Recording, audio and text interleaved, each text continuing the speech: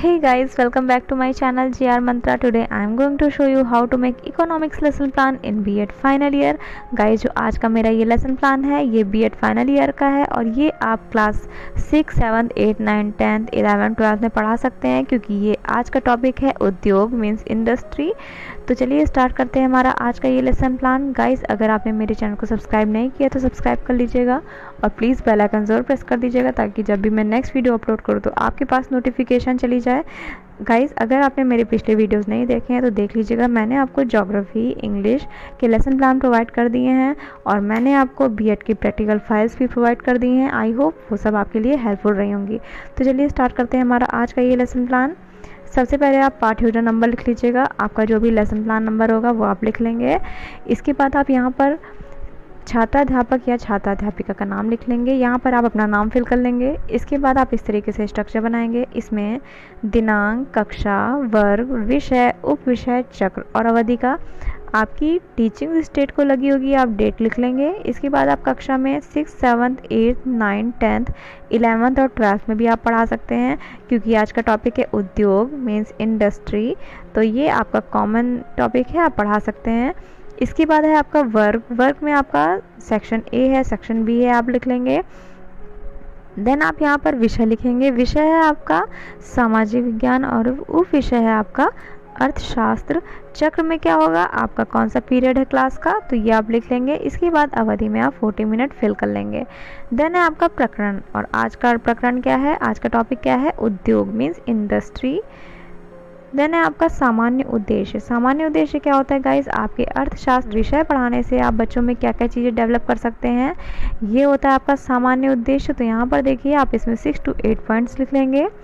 छात्रों में अर्थशास्त्र विषय के प्रति रुचि जागृत करना, छात्रों को राष्ट्रीय व अंतर्राष्ट्रीय आर्थिक समस्याओं से अवगत कराना, छात्रों को आत्मनिर्भरता के महत्व से परिचित कराना, देश की आर्थिक व्यवस्था को प्रभावित करने वाले कारकों के विषय में जानकारी देना, छात्रों को बताना कि देश की अर्थव्यवस्था का किन किन चीज़ों पर प्रभाव पड़ता है, छात्रों की मानसिक शक्तियों का विकास करना, छात्रों का बौद्धिक एवं तार्किक विकास करना, छात्रों को अर्थशास्त्र की उपयोगिता से परिचित कराना। तो ये हो गए आपके 8 पॉइंट्स।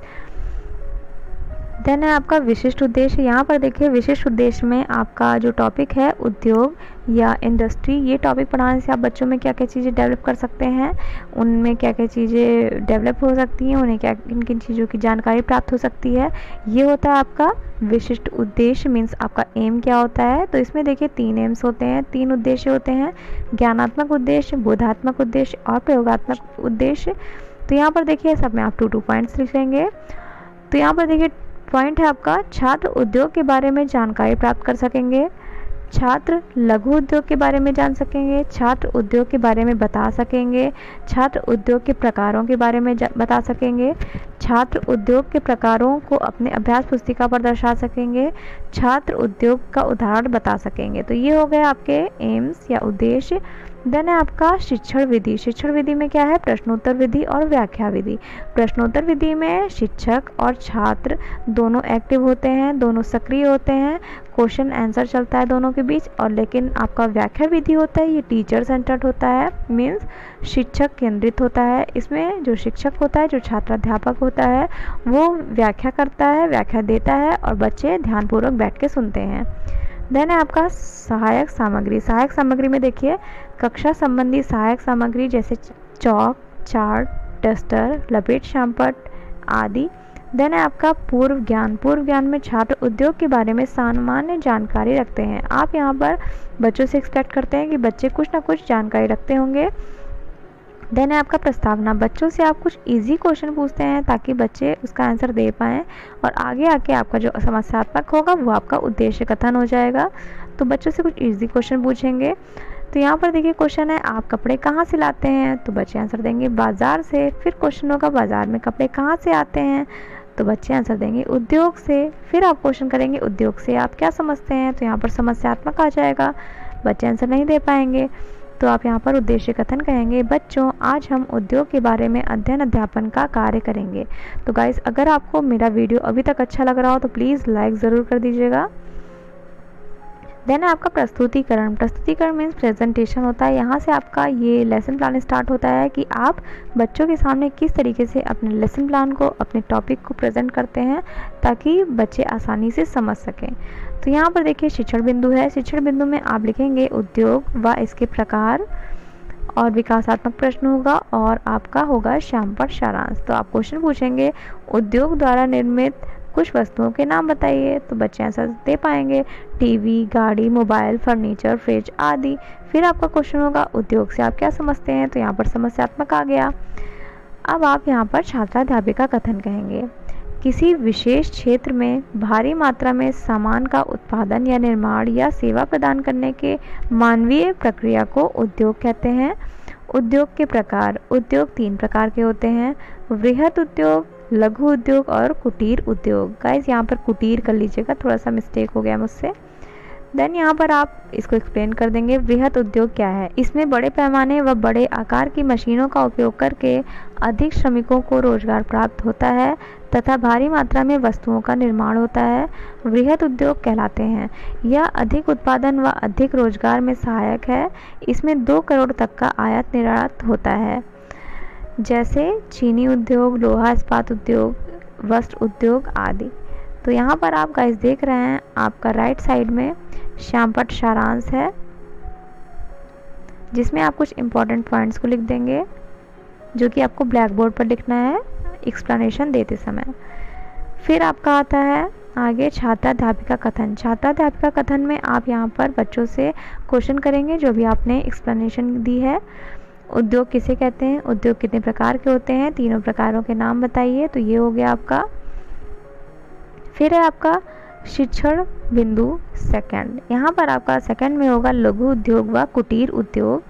फिर आपका विकासात्मक प्रश्न। यहाँ पर आप क्वेश्चन करेंगे फिर से वृहत उद्योग का महत्व बताइए, तो बच्चे आंसर दे पाएंगे अधिक उत्पादन व अधिक रोजगार में सहायक। फिर आपका लघु उद्योग किसे कहते हैं, तो यहाँ पर समस्यात्मक आ गया, बच्चे आंसर नहीं दे पाए। अब आप यहाँ पर छात्राध्यापिका कथन कहेंगे। जिन उद्योगों में कम श्रमिक तथा कम मात्रा में उत्पादन निर्माण होता है या किया जाता है, लघु उद्योग कहलाते हैं। इसमें 10 लाख से 2 करोड़ तक या इससे कम का आयात निर्यात होता है, जैसे बेकरी, छोटे होटल, कोचिंग संस्थान आदि। फिर आपका कुटीर उद्योग। इसमें घर पर ही उत्पादन या निर्माण करते हैं, कुटीर उद्योग कहलाते हैं। यह मुख्यतः ग्रामीण क्षेत्रों में होते हैं। इसमें मशीनों का उपयोग नहीं किया जाता।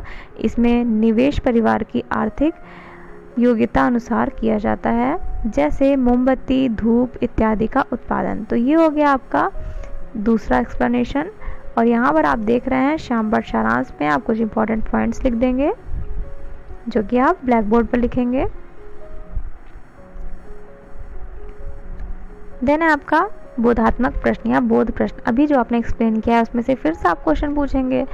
तो यहाँ पर देखिए क्वेश्चन है कम श्रमिक किस उद्योग में कार्य करते हैं, कुटीर उद्योग के महत्व बताइए। क्या कुटीर उद्योग को चलाने के लिए विशेष शिक्षा की आवश्यकता होती है, तो बच्चे आंसर देंगे नहीं। फिर है आपका निरीक्षण कार्य। छात्राध्यापिका छात्रों को श्यामपट्ट सारांश अपनी अपनी अभ्यास पुस्तिका पर उतारने का निर्देश देकर स्वयं घूम घूम कर कक्षा का निरीक्षण करेंगी। तो यहाँ पर आप बच्चों को बोलेंगे ब्लैक बोर्ड वर्क अपनी नोटबुक में लिखने को, और आप क्लास में राउंड लगाएंगे बच्चे सारे लिख रहे हैं या नहीं लिख रहे हैं। देन है आपका मूल्यांकन के प्रश्न। यहाँ पर आप बच्चों से कुछ मूल्यांकन के क्वेश्चन पूछेंगे। मीन्स जितना आपने अभी तक पढ़ाया है, जितना भी आपने एक्सप्लेन किया है, उसमें से बच्चों को इवैल्यूएट करेंगे, बच्चों का मूल्यांकन करेंगे कि उनको समझ में आ गया है कि नहीं। अगर बच्चे आंसर नहीं दे पाते हैं तो यहाँ पर आप डाउट क्लियर कर सकते हैं। तो देखिए आप क्वेश्चन पूछेंगे 3 से 4 या 5 क्वेश्चन कर सकते हैं। उद्योग किसे कहते हैं, वृहत उद्योग किसे कहते हैं, लघु उद्योग किसे कहते हैं, बड़ी मशीनों का उपयोग किस प्रकार के उद्योग में होता है। उसके बाद है आपका होमवर्क मीन्स गृह कार्य। उद्योग किसे कहते हैं, इनके प्रकार बताइए।